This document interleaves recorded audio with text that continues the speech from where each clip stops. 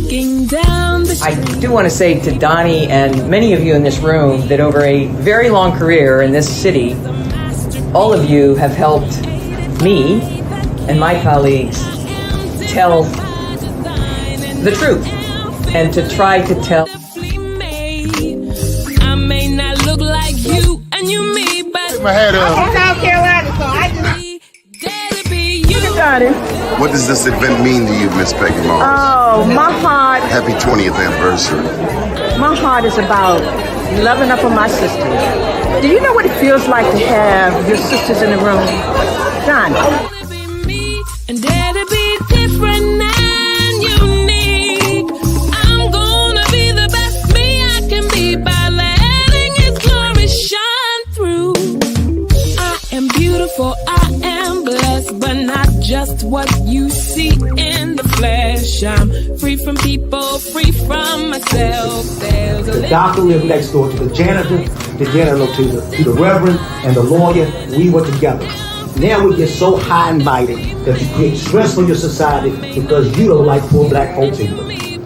That's a health problem. Get yourself together so I can stop being taking care of geriatric people and get back to pediatrics. I thank you, Doni, for all you've done. Let's keep doing it all and more.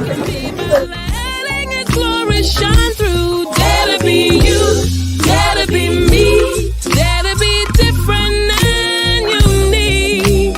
I'm gonna be the best me I can be by letting His glory shine through. And I dare you, I dare you, I dare you to be you. First name's Doni, last name's Glover. Entered the winner for the long haul, baby. What a beautiful day in the neighborhood. Yes, Lord. All right, all right, all right. Y'all know what time it is. We got a Sheila Dixon interview today. But before I get to that, let me just say, guess who we got, Doug Jones? It's been a very interesting weekend. Now, this is not on my agenda to speak with Sheila Dixon about, but I'm coming across 29th Street. And I haven't been across 29th Street going eastbound in a minute. I haven't been that way. And I must tell you, I was not only disappointed, I was angered. I was angered that this busy thoroughfare and people travel 29th Street, people travel 28th Street. But after going across 29th Street, I didn't want to go back to 28th Street. Good morning, Robin Akinwale. I didn't want to go. I didn't want to have anything to do with a single lane of traffic for all of these people going from East Baltimore to West Baltimore, West Baltimore to East Baltimore. It's just ridiculous. I don't know whose idea it is, but I can tell you this. Whoever's coming up with these damn bike lanes, they do not have children and they do not have parents whom they take care of. Because people with children and people with parents that they're taking care of are not riding any bikes. So we have some non-family people making rules for the rest of us, and I don't like it. As a matter of fact, I'm downright angered. Who in the hell blocks traffic going across North Avenue? Who in their cotton picking mind makes North Avenue single lane traffic? Who does that? Who does that? Who does that? Who makes North Avenue a major thoroughfare with 3 lanes of traffic that should be open? Who decides, oh, well, let's just slow the traffic down? Now, you know I'm on the air, right? So, this is crazy.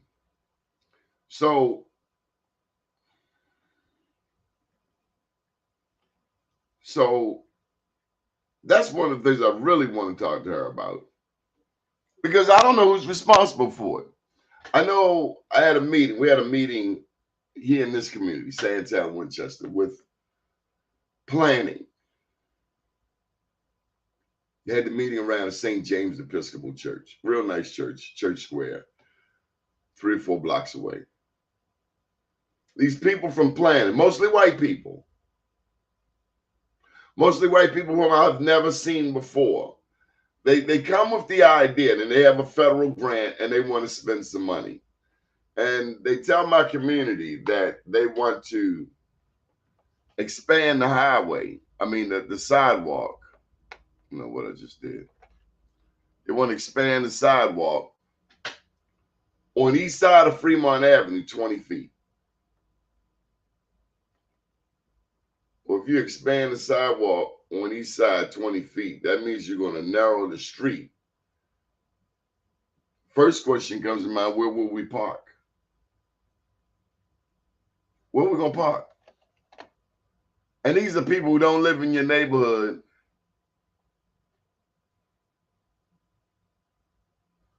It ain't no damn better opportunities. They messing up my damn flow of traffic. Okay, anyway, we're going to go to we have the mayor. Good morning. I How don't are hear you? anything. How you doing? I don't hear anything. I don't hear anything. You don't? They hear you. You're alive. I'm not hearing. Okay. Well, you just hold tight.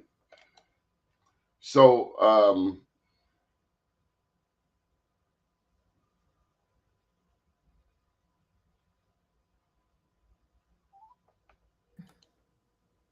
can you hear me now? Hey, bud. Yes. We don't have audio, so is it possible you can have a call this number and we can do the audio this way? All right. You're a little late though, bud. All right. We're working out some technical challenges, but we're about to get there. Dr. Jones, I don't care if it's the national policy agenda. I don't care if it's for the whole universe. I'm telling you, it ain't work. It's not working in Baltimore. It used to take 17 minutes to get cross town. Nobody's riding a bike. I don't care whose policy agenda it is. If they can make abortion rights for particular states, they can make bike rights for Baltimore. That's what my national agenda is. And I'll be damned if I'm going to keep voting for people who keep making life miserable for me. It's my thought. Can you call me? This is Donnie Glover of bmorenews.com, home of the original Black Wall Street series. Please leave a message. Thank you. What number did you call? Is my phone off? There we go. I'm not sure why it took. I've gone on stream yard before, but it was very complicated to get on here. Now it's on mute. Well, but we can hear you on the phone. But okay. Are you okay with that? Yeah, I'm fine. I mean, I don't know why. What happened? Why hear me on that? Yeah, I'm good. There's an echo. But you can't hear me right here? Yeah, I can hear you. I'm gonna cut the phone off. Can you hear me okay? I can't hear you now. Okay. Now.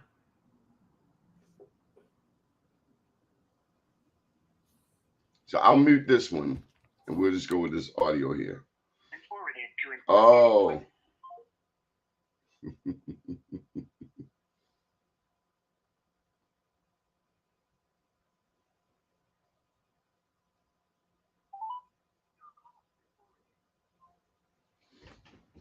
Call this number again.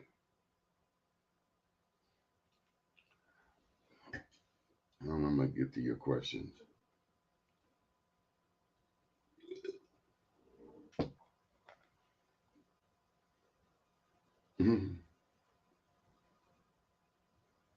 So thank you for your patience out there. The whole world wants to know what this interview is going to unfold.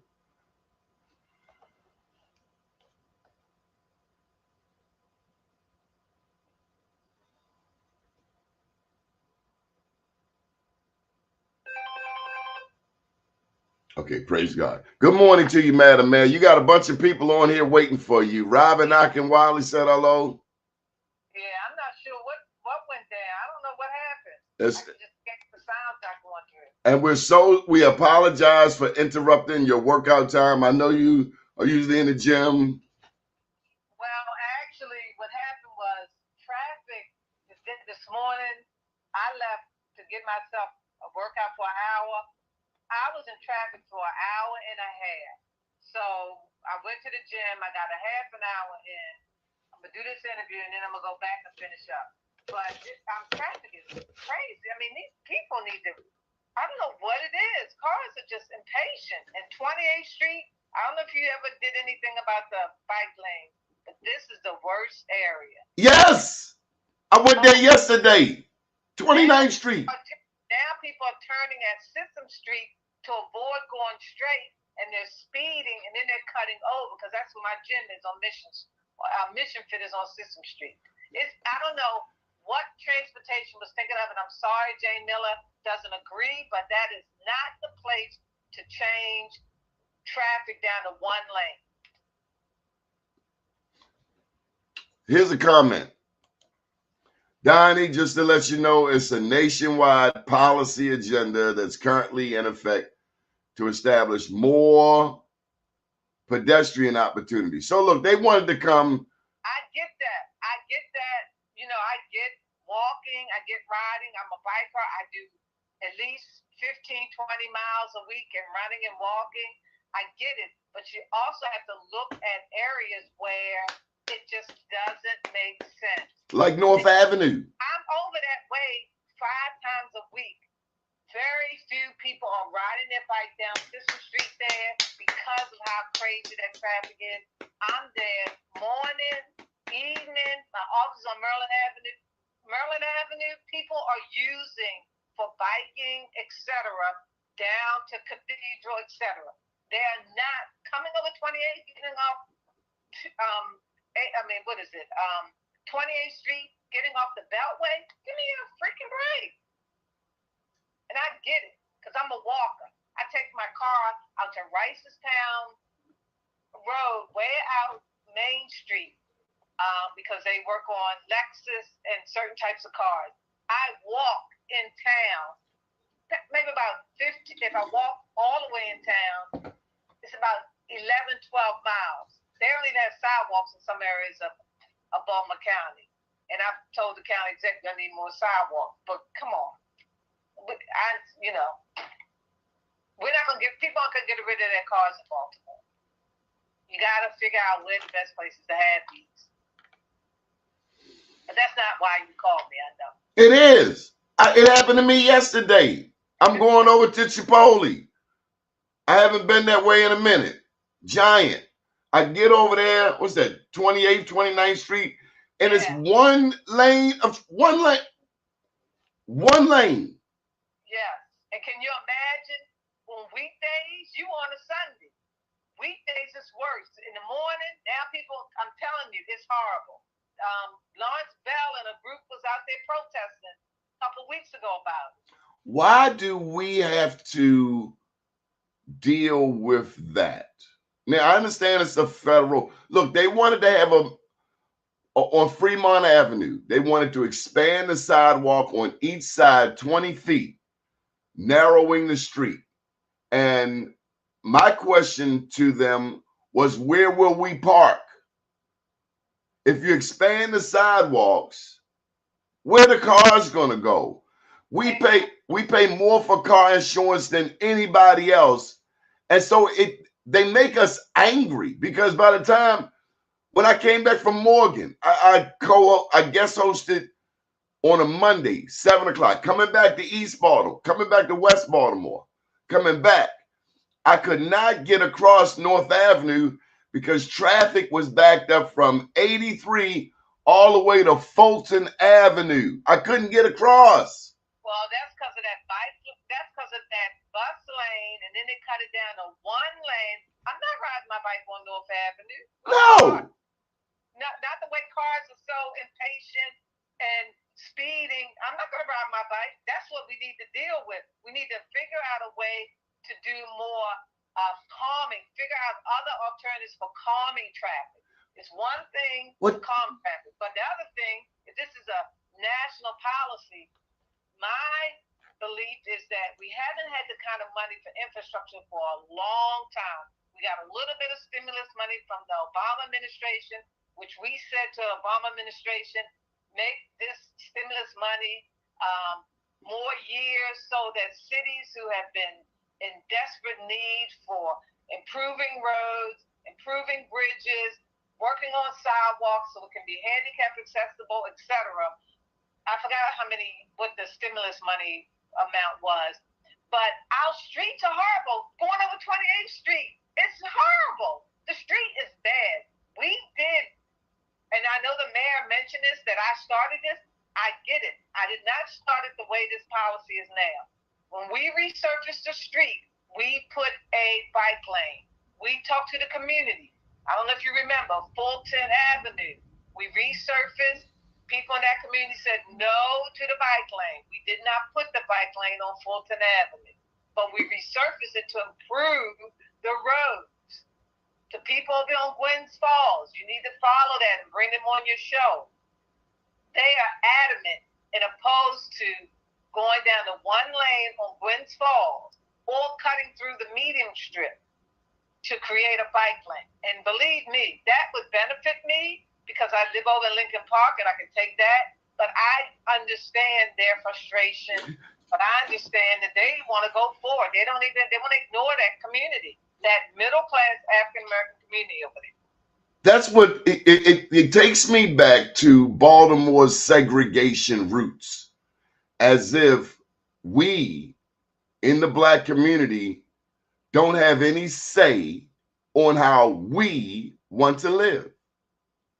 And then you got bike lanes being pushed by people who don't have children, because if you have children, you're not going to put your kid on the back of a bike, or if you're taking care of your parents. You're not riding your parents around on a bike. These are people who are non-family, non-legacy. And I feel there's a dichotomy. But believe it or not, my physical therapist out at Hopkins that I use, she and her husband are bikers and they have 2 children. She even agrees, and she lives in Charles Village.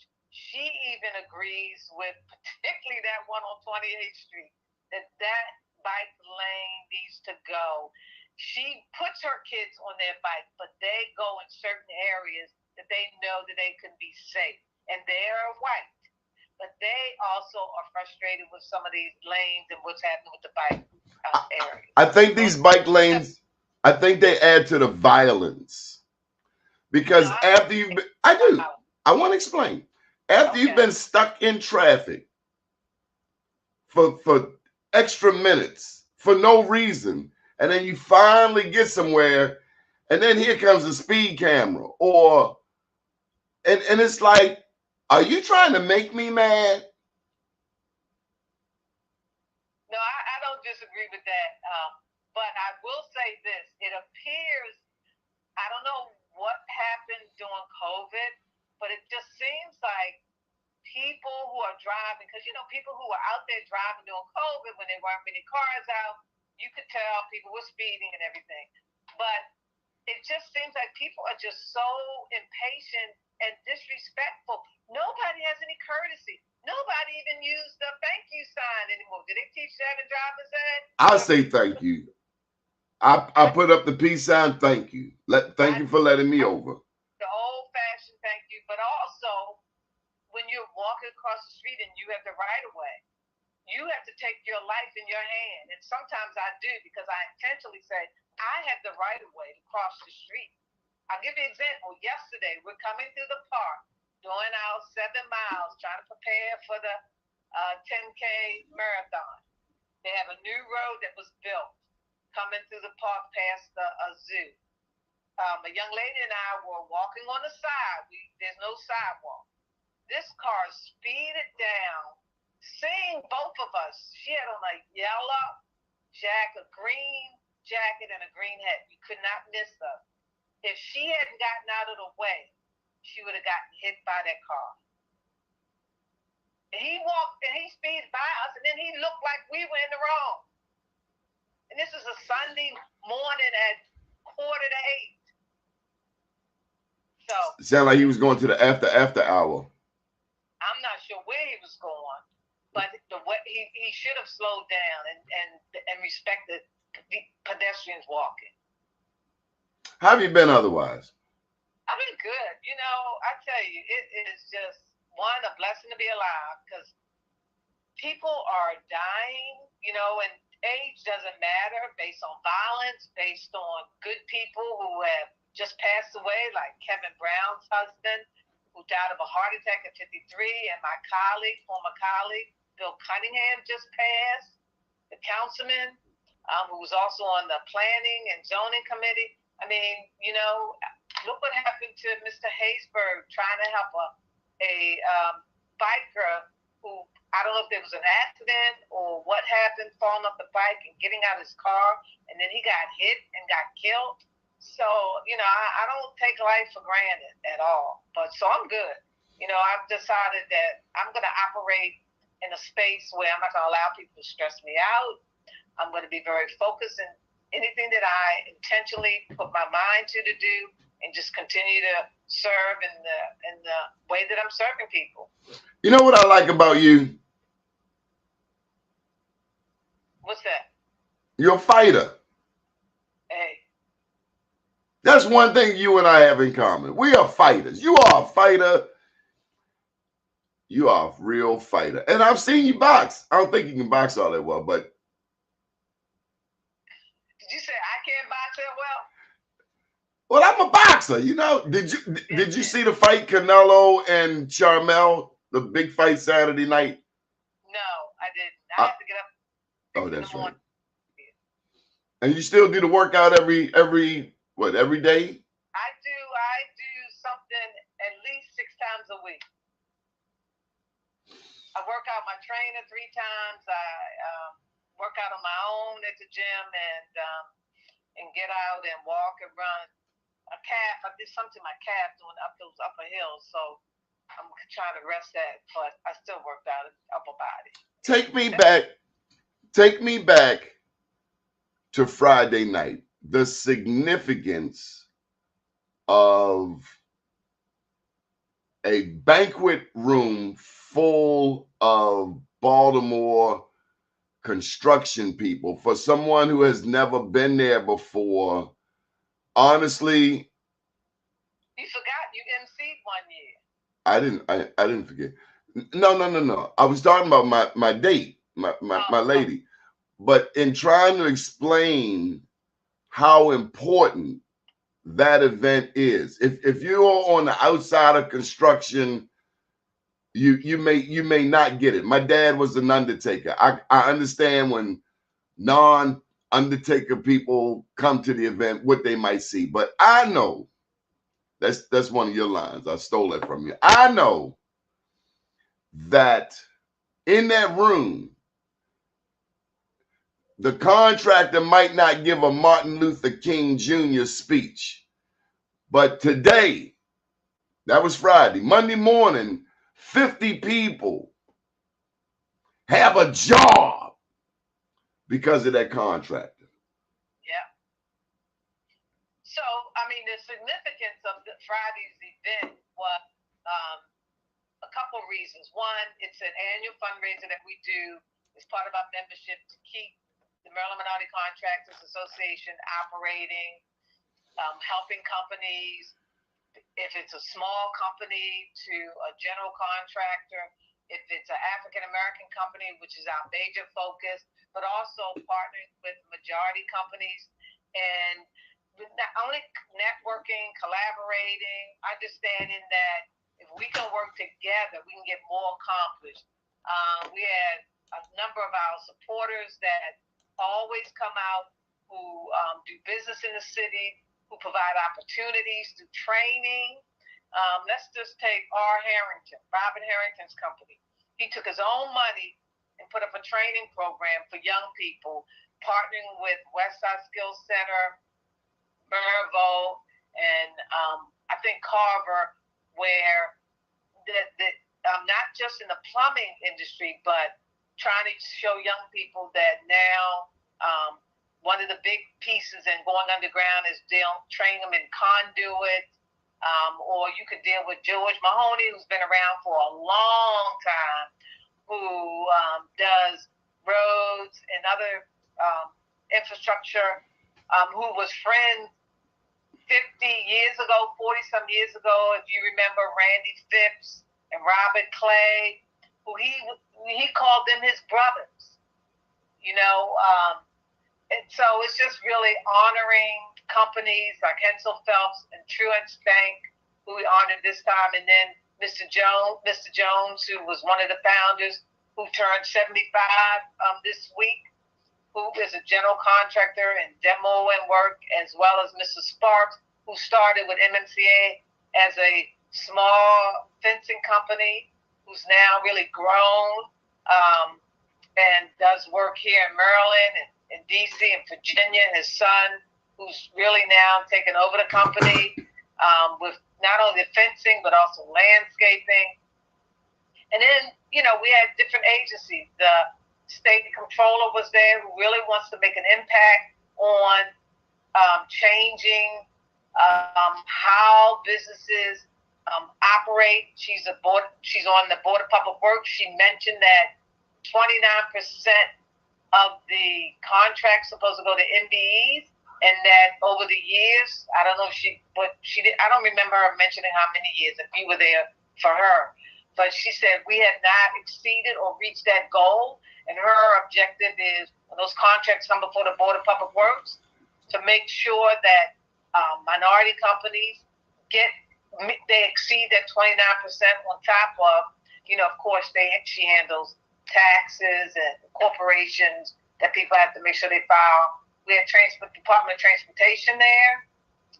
The secretary was there from MDOT and his team, and they're trying to really promote and help to create workshops and seminars. So it's a lot of stuff going on out there for companies to be able to take advantage of, trying to grow their business and network. And then we had one of our members who had made an in-kind donation for Harold Melvin and am I saying that name right? Harold Melvin and the Blue Notes. Blue Notes. And it was interesting because even though they are old school, you saw the diversity of people who hung around and enjoyed them. So that was good. It was fun, but it's a lot of work. And Janice, who assists me and what we do, and Crystal and a couple of staff members of Mr. Jones, you know, it was a good time. Yeah, I enjoyed Harold Melvin and the Blue Notes. Yeah. Especially the dude in the wheelchair. His voice was strong. That was a good example of I'm not giving up. I'm still going to do what I need to do. That's why no matter what your disability is, it's about doing what you love. And I was very impressed with his strong voice. I like what they had on Sequence. Oh, yeah. Well, you know, that's that old school look.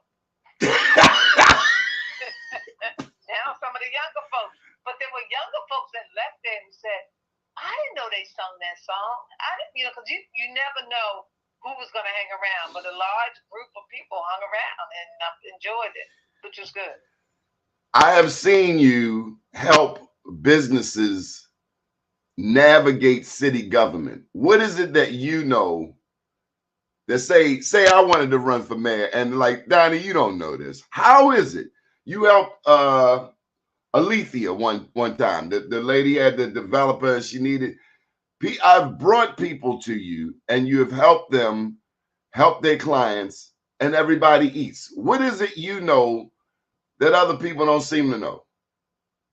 I think, well, part of it is you have to understand the different agencies and the structures and the systems, and that you have to deal with multiple areas at one time. It is trying to make sure you have your permit on time so you can start the job.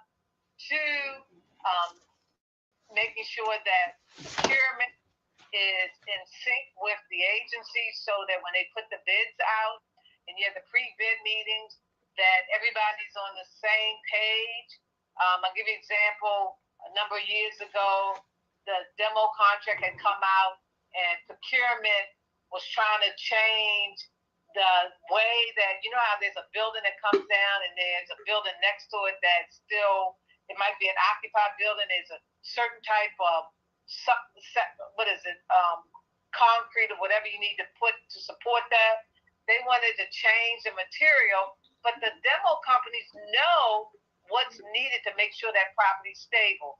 So it's really kind of, now that I've been working with them, is understanding what their needs are, but also knowing how the city system works and making sure companies get paid. That's been probably one of the biggest frustrations that a lot of companies have, is once they submit their invoices, that they get paid on a timely basis if they're prime and if they're sub, because, you know, it's all about capital.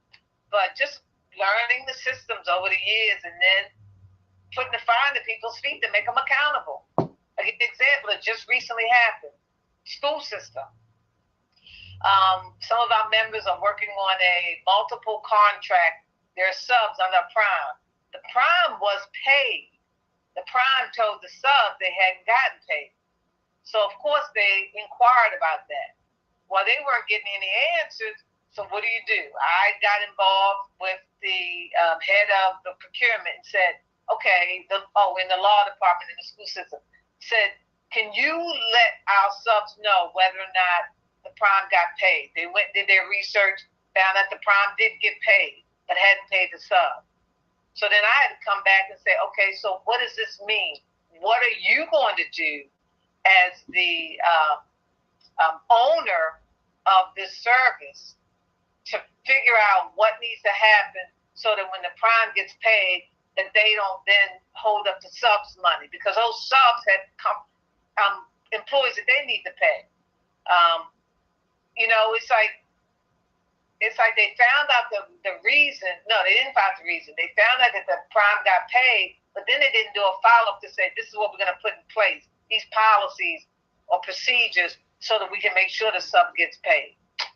Because these people, I mean, I'm going to keep sending people to your business, and then I can't pay them. I look bad, and the prime doesn't care. Right. And then you don't come up with a policy to make sure it doesn't happen again. Right. And then another email has to go out to say, okay, well, thank you for letting us know that the prime got paid. So what are you going to do with this prime to make sure these subs get paid? So hopefully we'll get an answer today, because this is something that just recently happened. So what church do you go to? I go to Bethel AME Church. How's Bethel doing? Reverend Patrick Claiborne and Reverend Cherie Claiborne.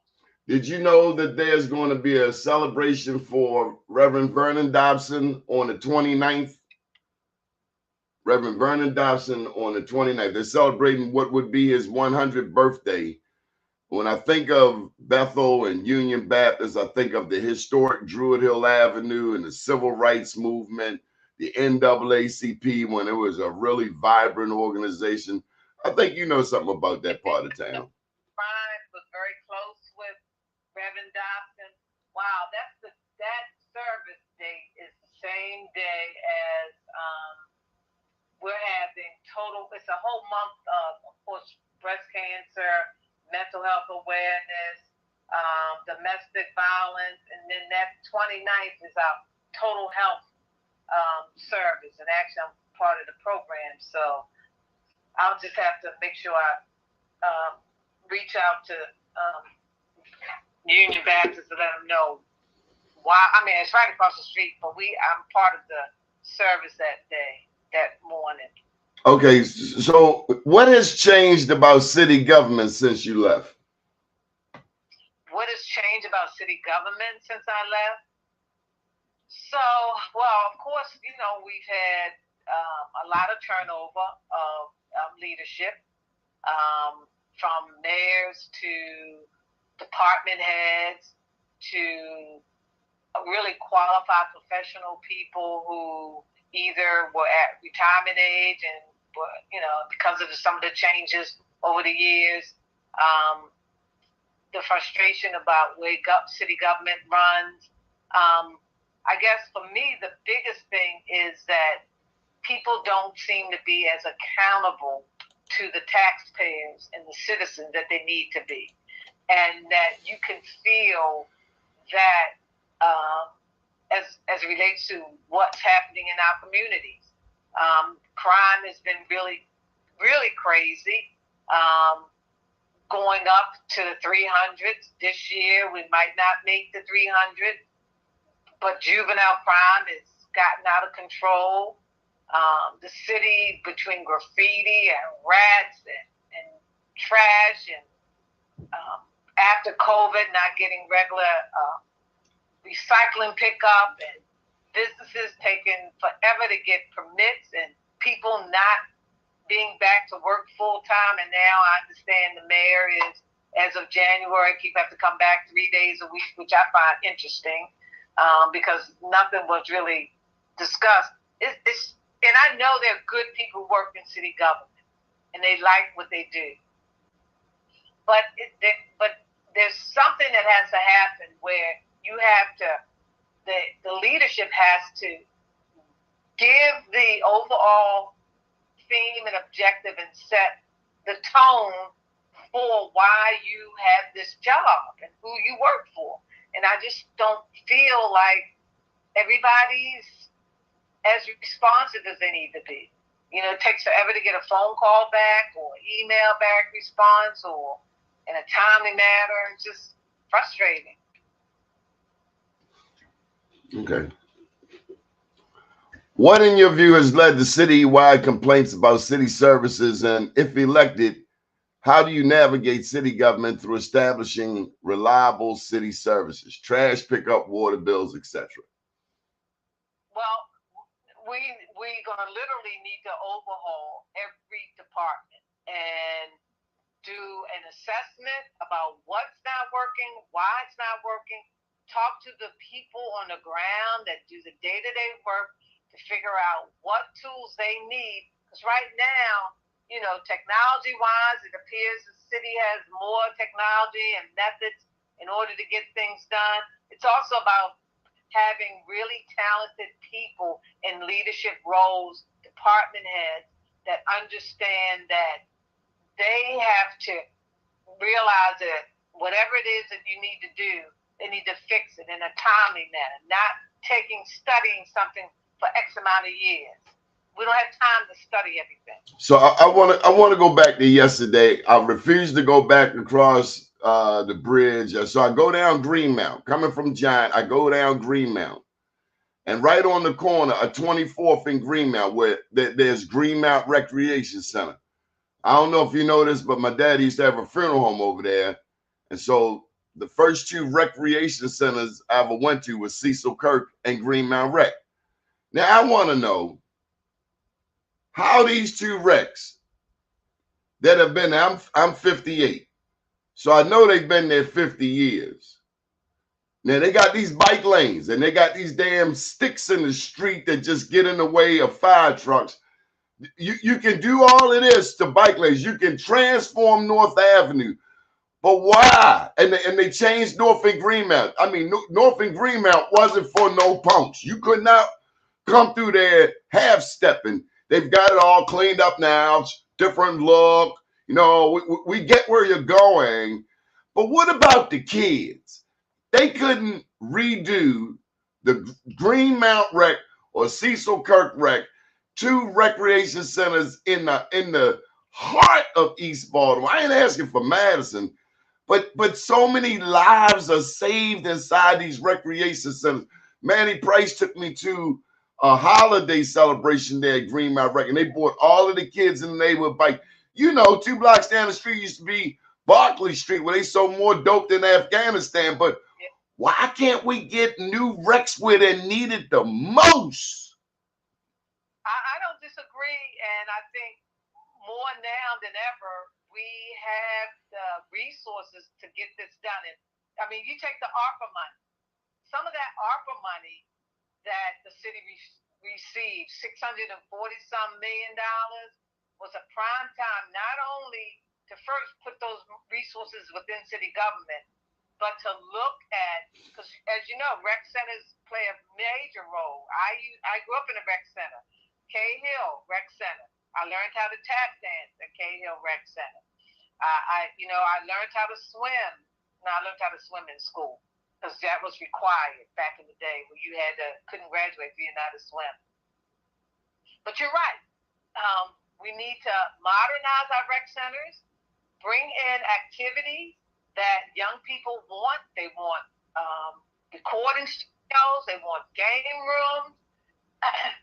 And so we need to work on all of that. But we also have to make sure that even if the rec center is not state of the art, you still can partner and bring in resources that can help to support those young people. But we've got to, I understand from some sources that some of our rec centers are not crowded anymore. Young people don't go. Families have to register them online. But we've got to go back to some basic fundamental things because it's also the responsibility of families also to take their kids to the rec centers and get them signed up and engaged in the rec centers. Let me tell you something about these kids stealing cars. You had one time to steal a car. Yeah, but keep in mind, some young people today want instant things. You know, they would prefer to go out and try to steal a car than go into that rec center. So we got to deal with some reality. Well, you better teach them about homelessness because you got one car to steal if you under my roof. Hit the parents in the pocketbook. Your kid that stole 10 cars, then that should be 10 fines. That kid will learn about homelessness right away. Speaking of which, how are we dealing with homelessness in this city? Well, we just had to turn back $10 million of homeless money, and the director just resigned last Thursday. What was the 27th? It was Wednesday or Thursday. The 27th, and a new director came on the 28th. Wednesday the 27th. Wednesday the 27th. One director resigned, and 28th, a new director. Simple plan. Go back to the 10-year homeless plan book that we created. We did extensive research on it, modeled after New York. And it's a different story now happening in New York with the immigrants coming in. Take that plan we put together, bring together the Housing Authority, city government, all the nonprofits that have been working successfully in this area and come together with a comprehensive plan. We also have to look at resources to accommodate the different populations of homelessness. You have people that are homeless because of economics. You have people that are homeless because of mental health issues. And so everybody doesn't fit in the same category. Remember that young man that used to be out on Martin Luther King with his tennis shoes lined up in his couch for years? We would go out and visit him daily. He had some mental issues. We visited him daily. I remember, I'll never forget this. One person wasn't even working in that area who would go out. And we finally convinced him to get an apartment. We got him an apartment. We got him back on his medication. And, you know, he's now functioning. You know, so you got to work on different pieces of that at one time. And again, they have more money now than they ever have. I served under recession, and we were able to do a lot. The homeless resource center that now is a shelter right across from Our Daily Bread, a lot of people don't even want to go in there because people steal their stuff. That wasn't supposed to be a shelter. It's supposed to be a resource center. Get people in, assess what their needs are, and then get them where they needed to go. You cut your teeth on West Baltimore. You made a lot of things happen. Matter of fact, you were the first politician to give me a gig. I played the piano for your prayer breakfast down at Pennsylvania Avenue AME Zion Church. Your father had a business. He worked in a business on Pennsylvania Avenue. Yeah, part-time, Pop Kelly. Pop Kelly, that was the name of it. Yeah. We don't see politicians in this area often. Antonio's coming along. He's about the only one. I guess Councilman Bullock comes through here. What? I guess my question is, what? The person that I call on who represents Upton, and I will say this. First of all, the best in Upton, they are really trying to make inroads because you got Upton and then you have Druid Heights and you have Sandtown, and we got to figure out. Druid Heights is making some momentum. Upton is making Druid Heights is the staple. They've done more for 40 years than anybody. I agree. Now Wanda's coming up, and we have had our challenges. We got to put more resources. When the Nehemiah project happened, and I said this to Mayor Schmoke, I said, you can't do a couple blocks and not focus on the rest of that area. You can't spot development. And so now is the prime time to bring all those pieces together to figure out, one, let's deal with this realistically. You got the Black urban women developers who are doing some things over there.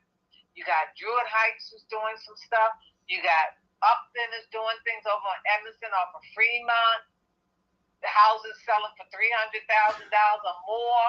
But it's a competitive game because of CDBG money. Everybody's competing for the same pot of money. It's a matter of cohesively coming together, and then where there's some missing spaces, let's look at, okay, we got to deal with reality. Are we going to, let's take, where I was the other day on Mosier Street, the Mosier Street mothers. You said their block party. That whole block almost is vacant. I understand it's going to come down. So the question is, okay, there's some other blocks that are very vacant. What do we do with this piece in the middle? Can we try to create maybe a senior community? Or what is it we can create? We're not going to necessarily renovate all of those properties. But what can we do to uplift the area to work on connecting Druid Heights, Upton, and Sandtown? And I know Eric Costello, no matter what people say, he worked extremely hard in the Upton community. I'm sorry. I don't want to talk bad about a couple other council people in that area, but if I need something done over there, that's who I call. So let me shift gears. Saturday morning, I see Councilman Costello down at Harbor Place. I see Al Berry. I see Shalonda Stokes. I see David Bramble. And they're talking about David Bramble. Of course, his mom runs the Baltimore Times. I get a phone call last minute. I didn't know this meeting was going on. I get down to the Light Street Pavilion, and I'm seeing attention being put on the harbor. And you know about all of this. You know about the construction project. I was just really pleased to see a variety of people at the table. I was loving seeing a Black developer. Let me be clear. Went to city. But I think about all that money that has gone on the harbor, and that's now on East Harbor. But the neighborhoods, okay, so help me out. Where are we going with the harbor? You know what, to be honest with you, I don't know where we're going. I know that they're giving to tear down some buildings, and I know folks not happy about that. When I had a conversation with David Bramble, because, I'm not inside, so I don't necessarily know the development plan, but... that came out Saturday, that they're going to tear down the pavilions. Yeah, and I understand that they're going to kind of imagine that area. They want opportunities for entrepreneurs down there. I don't know what else. I remember in some of the meetings, he mentioned one conversation I had with him that people wanted from A to Z. People wanted a Costco. People wanted this and that. So I don't know what the ultimate plan is. My thing, though, for right now is he also has a project on North Avenue. Yeah, that's right there where all that damn traffic jam is. Yeah, well, he didn't want that lane. He didn't, because of that development he's trying to do, he didn't want that bus lane there. So obviously they ignored him on that. But my thing is, let's get that developed. And it's unfortunate that the Inner Harbor for whatever reason, General Rouse Company, I asked the Rouse Company, the other folks that had taken over that, did not at that point begin to refigure what that should look like. You know, originally that was the spot, then Harbor East, then down further in Canton, and now Harbor Point. So maybe a number of years ago we should have refigured that, because keep in mind that downtown area, in the downtown partnership where Shalonda is the president, that's a very dead area. And to me, we need to kind of focus also on the Calvert Street corridor where next phase is. I was down there for an event over there by the courthouse. Those areas are dead. And the question is, what are we going to do? We can't just put all the energy down in one area and ignore certain other areas. We need a supermarket from Lexington Market. If you ask me, I say the Liberty Road. There's no soup. There's no fresh food. I got to go from Sandtown, a Giant, if I want that. I really like Wegmans. They got some really fresh stuff, and you get what you pay for. But Mondama got rotten meat. They got rotten meat. Shoppers? Rotten meat. I done got back to back. That's one of that Shoppers is that I only go, I don't eat meat. So if I go into that Shoppers, I'm going in there for produce or something like that. But that Shoppers, I understood, was doing well. But I mean, I hear what you're saying. The thing about it is, Donnie, you know, I'm a Trader Joe's person. I go to Trader Joe's and I go to use Shoppers most of the time. I'm not big Giants anymore. And you're right. We have to. But as we develop, that's on that west side. That's what's going to create those amenities to come back. But when they come back, we got to make sure people are not stealing. Look at what happened to Rite Aid. It ain't just black people stealing. I want you to know, we got some white addicts be stealing too. They be stealing everything ain't nailed down. I didn't put a color on anything. I'm just saying, that's what happened with Target. We worked hard to get Targets there in Mondawmin. And it was attracting a diverse group of people. But you can't, you know, steal your way out of it. Look at the Rite Aid that used to be on North Avenue. Now it's a dialysis place. The Walgreens down the street. I remember that. Well, we feel like they concentrate drugs in our neighborhood. Like I like it's okay to sell dope, coke, and crack right here in Pennsylvania and Lawrence, because that's what these people want. That's what these people deserve. They done turned my neighborhood into a damn Amsterdam. I got addicts that don't look like me in my alley calling me the N-word. Because I said, lady, you got to get out my alley. I hear you, and I know, and it's not, and you're right. Because when they're over that area, you know exactly why they're over there. It ain't this handout Jehovah's Witness literature. I guarantee they're not even all from Baltimore City. No, they not. But it's a concentration and almost like The Wire, like we are homeowners. And that's why that's why we have to put more resources in the Druid Heights. Look at Sandtown, look at Upton, and as we reimagine what that looks like, can you imagine what your community and your neighborhood is going to be like, and the value of those properties and people that have been there? And we have to look at maybe moving some things that are on Pennsylvania Avenue, you know, that's contributing to people, attracting folks over there. You know what? I'd like to get 20 of these young men who think they want to sell weed or whatever, and put them in an entrepreneurial training program, even if it's to send them out of state or to Carroll County for 3 weeks, 4 weeks, fresh air, riding horses, show them something different. A lot of our kids, they don't want to be on these corners. If it's just to get a pair of tennis shoes and you're risking your life every day, I see them every day. They don't want to be there. They really want something more. But I look at Baltimore City public schools. Now they telling me Poly City, Western School for the Arts are graduating 11% who can count. What? I know. I tell you, there's three areas that I believe as a mayor needs to focus on. One, the city has to be safe. We got to deal with public safety. Two, I don't care. The mayor appoints the school board. You have a role and responsibility, and the council, if you're giving the school system $79 million or more to have that school system to be accountable. You hear nothing from the school board. We have 2 elected school board members. What was the reason I have the elected school board members? You don't even hear from them. Who is the chair of the school board? I need to Google that because I need to find out who that is. Come on, there is accountability. I know under my administration, when not only mayor, but even city council president, I was actively involved in the school system, creating opportunities. We had a program for young women called Women in Action because we had issues with young women in middle school. We gave the mentors a stipend, and they were working with middle school kids.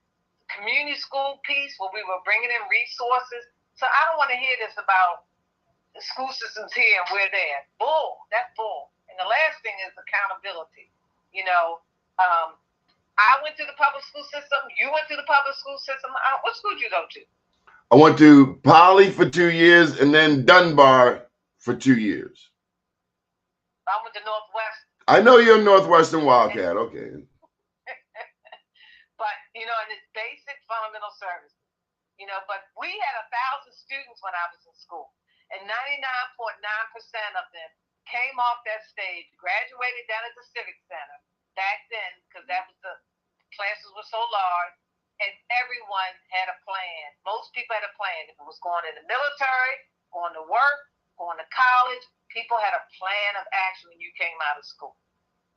Why do you want this last fight? This fight? Why do you? I'll be honest with you. I love my private life, and I had no intentions of doing this. And I was really trying to work with and help this current administration.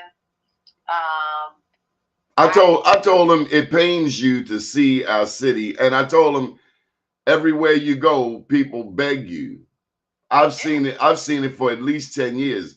People beg you to run. I've seen it with my own eyes. Nobody has to tell me. I know why. And you walk these streets. You're the only one. I give the current mayor some credit, but long before him, I've seen you walk anywhere in this city, no bodyguards. Oh yeah. Anywhere. I've seen that about you. I live in the city. I pay taxes in the city. Stephanie wasn't walking anywhere. She wasn't walking down North Avenue. She wasn't walking on Lawrence Street and Curry Street. Who's she? Stephanie. She wasn't walking through the hood. You came through Penn North. Oh yeah. Well, shoot, I represented that area. You remember it was the 4th district. We went to visit Agnes last month, and over off of Papa Grove, where she lives. And when I left her house, it hurt my heart to see that area looks like a ghost town. And I know Agnes would never allow that to look like that. And my former colleagues who came over there to see her, was stunned at what that area looked like. I know you got to go. How would you attract people back to Baltimore? One, I would attract people back to Baltimore by we gotta change it. First of all, we gotta make the city safe and let them know that the city is safe. Number 2, we've got to reduce property tax. Number 3, we've got to go back, and I know that there's an effort now, which we did years ago, to bring people from the D.C. area to buy in Baltimore. And last but not least, if we don't get our schools together, we're going to lose more people.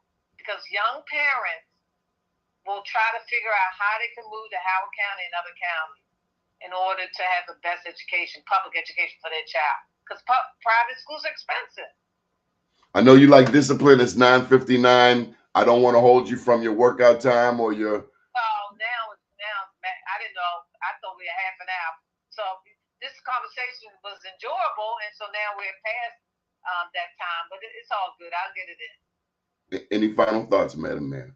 I appreciate being on your show. I've been working on issues since I left public office. people ask me, why do you want this headache? But I want the headache because I just believe that you're going to need someone that can get in there, change it around, work with some folks who want to get in there for the right reason, and work with them to kind of take that baton to the next level. You do. Thank you for your time, Madam Mayor. Thank you. Good morning, world.